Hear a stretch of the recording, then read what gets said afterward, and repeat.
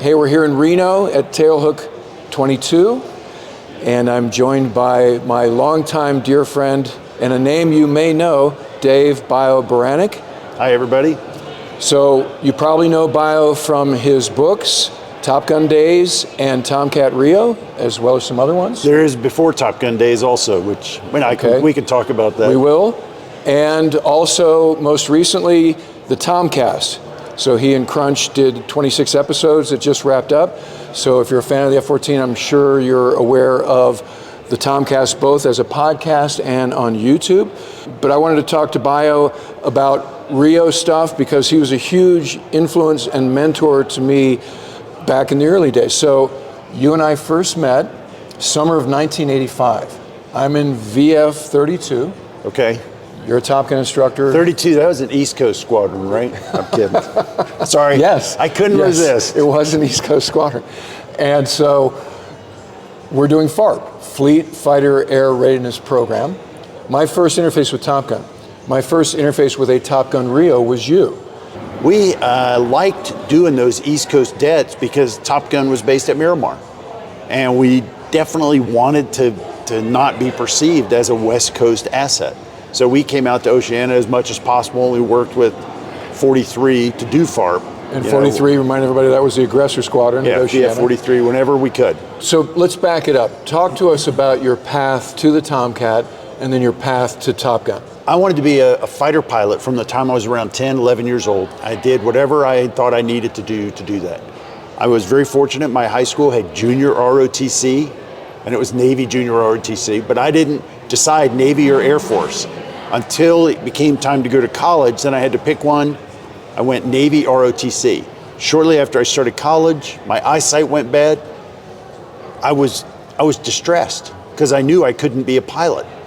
And then I'm looking at all the magazines, airplane magazines, and I see these guys in the back seat of the Tomcat wearing glasses. And I looked into that program. I go, I guess I'll try to be a RIO. And one thing that I always tell people is, being a RIO or almost any other NFO is almost as competitive as being a pilot.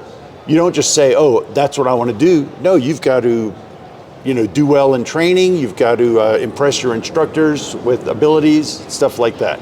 So I was very fortunate that one, I was able to change my dream to something that still appealed to me, being an F-14 RIO, and two, through hard work, but also good instructors, I made it through training, did fine, and I got selected for F-14s. Now, when I went through training, my classmates were guys like Dan Cloyd and Fozzie Miller, who set records for doing so well, but still, I did fine anyway, and got selected to F-14s.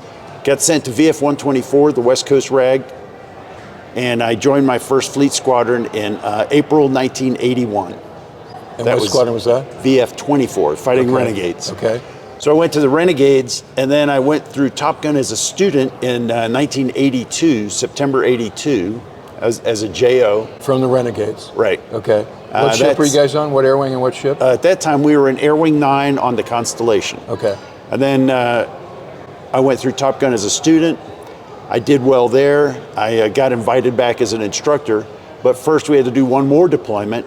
Stayed with Air Wing 9, but we went on the USS Ranger. So anyway, I went through Top Gun class as a student in 82, was invited back as an instructor, and I went back as an instructor in August 1984 as a lieutenant. So what did Top Gun teach you as a student about being a Tomcat RIO that maybe you didn't know from your one cruise on Constellation? Let me give you a little bit of background. When I was on Constellation, I didn't set attending Top Gun as a goal because I just didn't know. I mean, it sounded like a cool thing to do, but I wanted to be a good RIO. And so I would listen to a more experienced RIO, and one guy that stands out, his call sign was Window, John Sill, and I would listen to him on intercept training flights, and he just had it suitcased. And so I remember going up to him personally and saying, Window, how did you do this? How are you doing this so well? He goes, well, Bio, remember, I've been here 2 years more than you, and I've got a lot of experience. He was modest, but, Okay, so I wanted to do well. Then when I go into Top Gun as a student, one of the main things that I remember them emphasizing was that the RIO has got to take charge and direct the section or division early in the intercept. Now, I mean, they told us that in the RAG, but they didn't hammer it home and make us do it in reality. Top Gun training did that. Another thing that I learned was the RIO is an equal member of the crew. And I learned this when we got back from a 1v1 flight, and I was flying with a very strong pilot, Jaws, and we go out there and who's been on the channel, and we go future vice chairman of the Joint Chiefs, which, like, you know, who knew that? You know, we were just piloting RIO, air crew, drinking buddies and stuff like that. But he was, you know, a very capable pilot, and we went out there and we would do, you know, 4 1v1s, and then we'd come back and he debriefed the first one, and the Top Gun instructor goes, "Okay, Bio, why don't you debrief this one?" And I go like, "Oh, well, okay." So I really had to, because I mean, I was out there trying to do a good job as a RIO in 1v1, but I wasn't internalizing it. And you like taking a strand and be able to recall the entire flight on your kneeboard card and these kinds of things. So I got through it, but I think, and our instructor was Shoes. I still remember this very clearly. And at the end, he's going like, you know, "Okay, Bio, good enough, but you know, you need to work on this." Anyway, those are 2 things they taught me, that Top Gun taught me: be directive and be a full performing member of the air crew. In addition, you know, just watching the Top Gun instructors operate was just amazing. They were very much in control and precise during the flight, and yet they were ass kickers. You know, you're in a big Tomcat, they're in a little F5 or A4, and they'll kick your ass. And then they taught you how to defeat them. So then, you know, you go out there and do that. So what was it like when you had to become the instructor? Where were you deficit? Where did you have to get up to speed? That's good, because I remember very clearly showing up as an instructor, going like, "Oh, I'm a new Top Gun instructor," you know, and then you sit there and you audit the lectures again, because you saw them 2 years before, but they change, you know, steadily, and they want you to have them fresh.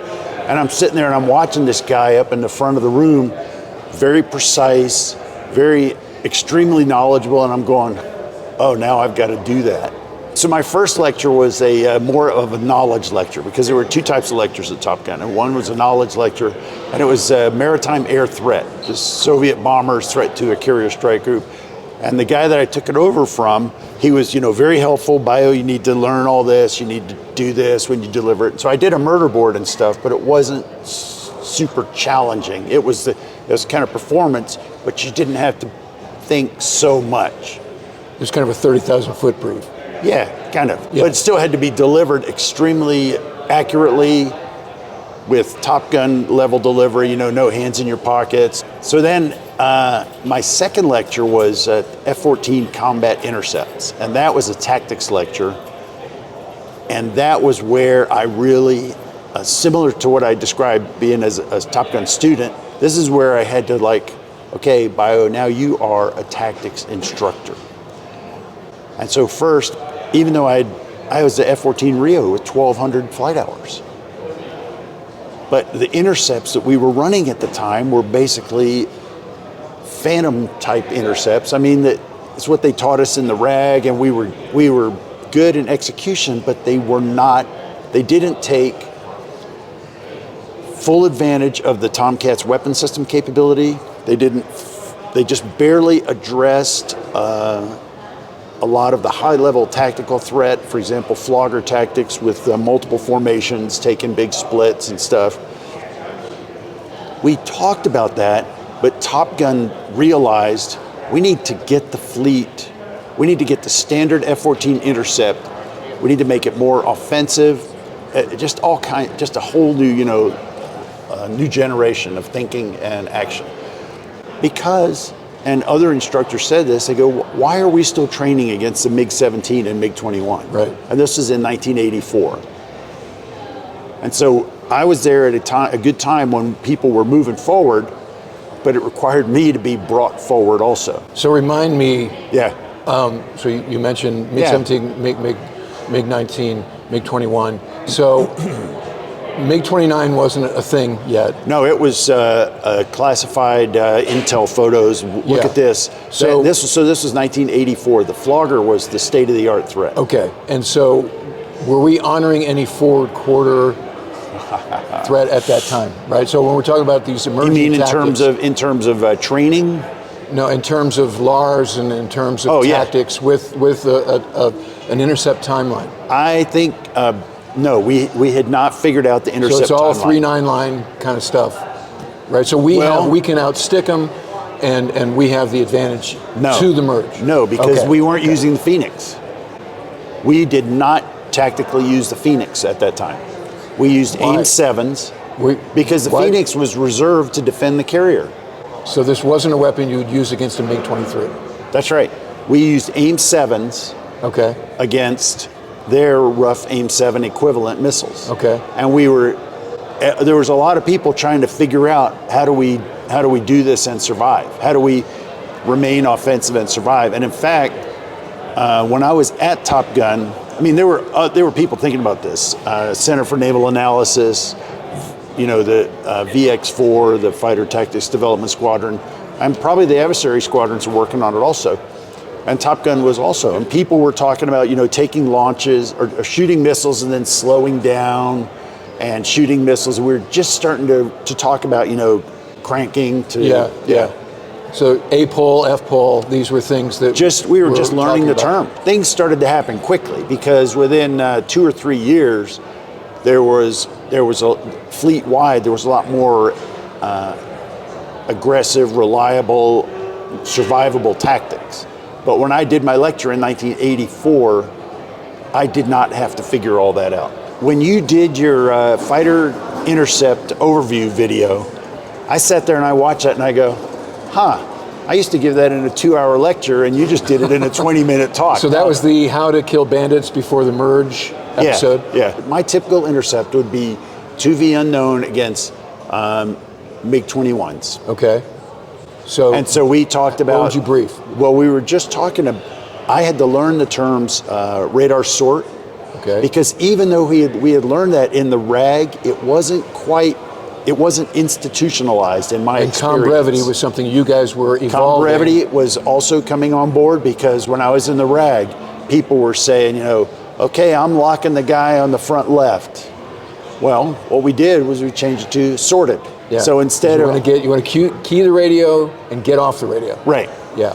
And so those were the kind of things that I was introducing in my lecture. Okay. So, sorting, game plan, offensive formation. Of course, we covered the basics of aircrew responsibility for a lookout and, inter-cockpit communication and communicating with the wingman. I just went over all that stuff. What airspeed do you want to be at? What formation? It was just Intercept 101, but it was an improvement over what they were teaching at the RAG. And then pretty soon the RAG, I don't know if they got it from me. I can't claim that. And again, I delivered the lecture, but I didn't make it up. I had a lot of help.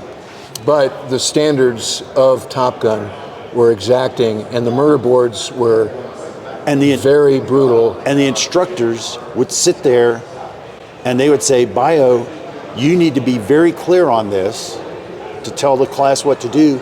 And then my fellow instructors were very clear on it because they were holding the class responsible. They go, just like we all did. This is what Bio said in his lecture, you didn't do this. Just like, I had to say what Jaws said in his AIM-7 lecture. And, I had to, so it was all interrelated. Top Gun is a center of excellence, not just because you say so. Right? So when you're coming to the fleet, Bubbas, and we're like sort of looking at you suspiciously and like, what makes you so great? So you've got to deliver, right? Yeah. You've got to like blow my mind. That was our assigned responsibility, and that's right. And it was up to us to live up to it. Yeah. And there was a little bit of, okay, you guys are always telling us what to do and stuff like that, but just a little bit. It's like, anybody deals with that. Well, I remember very distinctly tax trailer debriefs with you, and I thought I had my act together. And then you go, okay, stop tape. All right, Mooch, what's the radar picture at this point, and what's your next move, right? So it just, and you were always right and the criticism wasn't personal. The criticism wasn't personal. Good. Right? And so the point I'm making is, whatever you thought Top Gun was going to be, you were right. So now I accept it as the center of excellence and the standard. Because absent that, if you were just like throwing darts or whatever, then we'd walk out of there going, those guys are assholes. Yeah, Top Gun isn't all that. Yeah. So at this point, and the things that the pop culture and the public believes about Top Gun, this is hard fought. This was not just sort of dyed in the wool from the get-go, right? This is something you guys had. It's a standard you had to set. I didn't really philosophize on this back then, but when years later, when I wrote an article about this, I go, those first instructors, they established these rules, and then it was up to every subsequent instructor, and the school did enforce those rules. And so those first guys made these decisions, and they made a lot of just really brilliant decisions. And it's things like that, like be objective, not personal, in the debrief. And then when I was there was a lot of technique about debriefing on the tax trailer. 99% of the criticism you get there is for the betterment of the organization and yourself. Yeah, it's not. Yes, every once in a while there were a couple of guys, but they were very, very minor. Yeah, and part of your skill was to not get cross-threaded with somebody that you were debriefing. Right. Just take the emotion out of it, bring the temperature down. Yeah. And you guys are really good at that. So very stoic. I'll admit to you that when I was becoming an instructor, I got pulled aside. They said, you need to be a Top Gun instructor, not act like a Top Gun instructor or something like that. No, I get it. I go, oh. I got told that. Yeah. And so I said, okay, I got it. Thank you.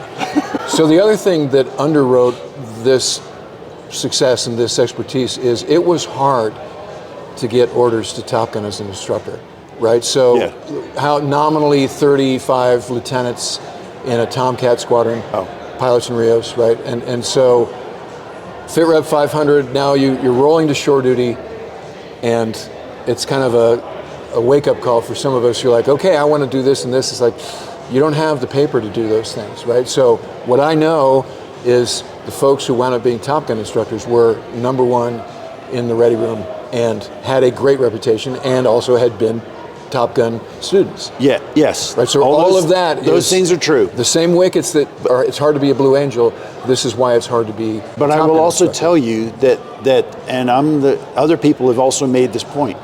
There were incredible Tomcat pilots and RIOs who never attended the Top Gun class, and they were still excellent. And then there were some guys who attended the Top Gun class who didn't want to come back and be instructors for various reasons. Yeah, no doubt. And so, that it wasn't everybody's dream, but it's true. You had to have qualifications and desire to get there. And then once you got there, you had to have a high level of commitment.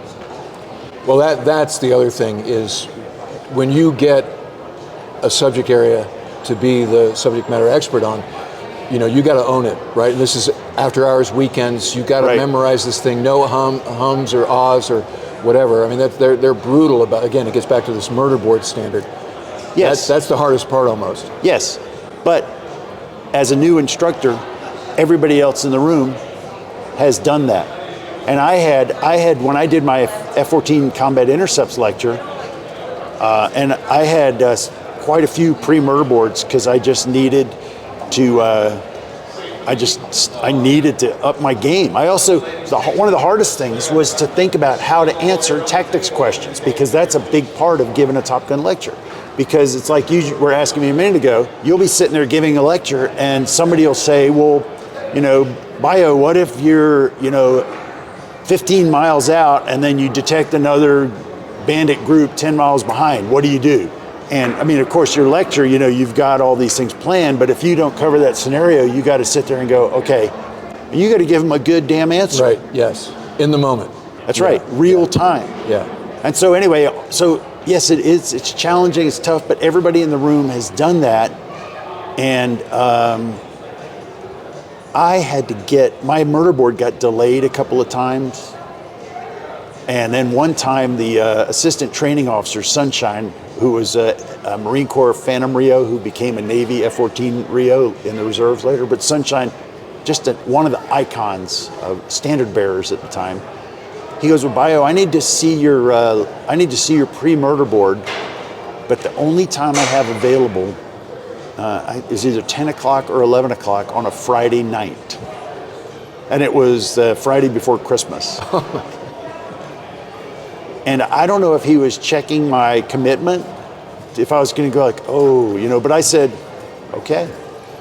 And so I remember going in, I think it was 11 o'clock we started. I remember going in, unlocking the lock to get onto the flight line, get in the hangar, going in, turning the lights on, setting up my board. And he came in at 11 o'clock. We ran through the lecture and, you know, and then I went home. But it was a pretty incredible feeling to actually then give the murder board and then have them say, okay, you passed. The Klieg lights are on you guys when you know, because you've got this captive audience and there's this expectation.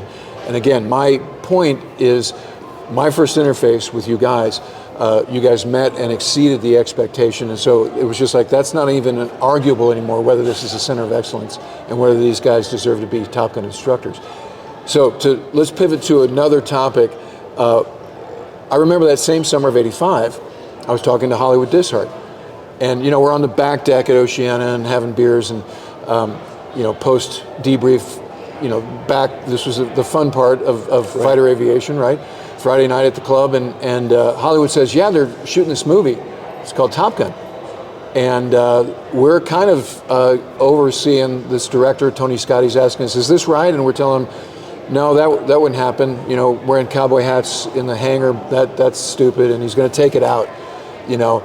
And so that's the first I heard about the movie. So you were there when they were shooting it. What can you tell us about it, and what do you remember about that part of it? Well, it's funny you mentioned Hollywood, because Hollywood and Jambo there were more standard bearers. Actually, there were so many standard bearers at Top Gun, but these two guys, they had very high standards, and they teamed up and talked to Tony Scott. They buttonholed him in a corner on a 2v1 one time, and they said, Tony, you're making us look like clowns, or something like that, you know.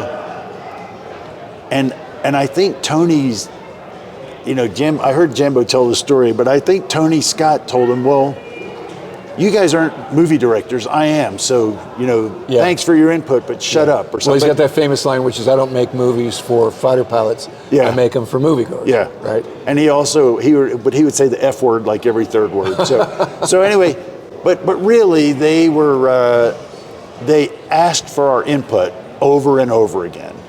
And they were pretty receptive, and most of our input was on the elements, the substantial elements. And for example, the hats in the hangar, that's a style element, you know. So it's like, look, you guys, you told us the substance, we're going to do the style, you know. So a couple of things I remember: one, it was amusing. Two, lest you know, I don't want people to get the idea. It really did not mean that much to us. My recollection is, okay, we've heard of Paramount Pictures, they're making a movie, somebody in DC told us to assist them, but we're going like, you know, whatever.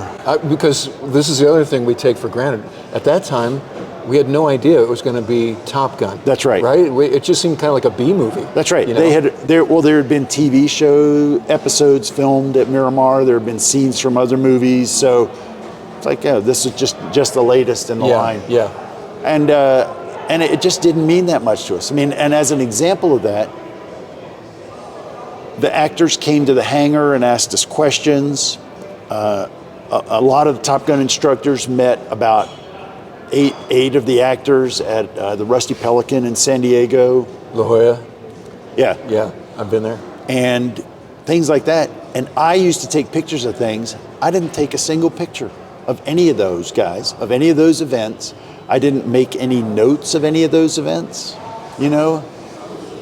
It didn't impress us. So you mentioned your pictures, let's segue to your photography. So if you Google F-14 Tomcat images, 3/4 of the images that show up are yours. And I've used them, Yes, with impunity. You've asked me, and I've said, Yeah. Mooch, you can use what you want. I don't have 3/4 of them, but I'm proud because there's some incredible Tomcat photographers, pilots and RIOs. Well, so I'm just I think glad of to be Heater, in the group. I think of Hey Joe, and I think of you. Well, thanks. I mean, I can think of Tom Toomey. Yeah, Tom Toomey, that's Paul true. Nickel, who is a Top Gun instructor, a pilot. Okay, He was okay. a very good photographer. He just hasn't published his stuff that much. Okay. But you're okay, top well, three. Let's just say top thanks. three, right?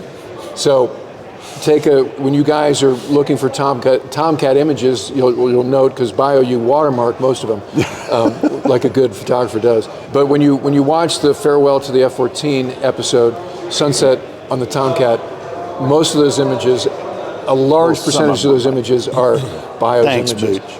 So as the final thought, I did an episode called RIO Responsibilities, and sort of captured my thoughts around what that meant. So when I say RIO responsibilities, what does that mean to you?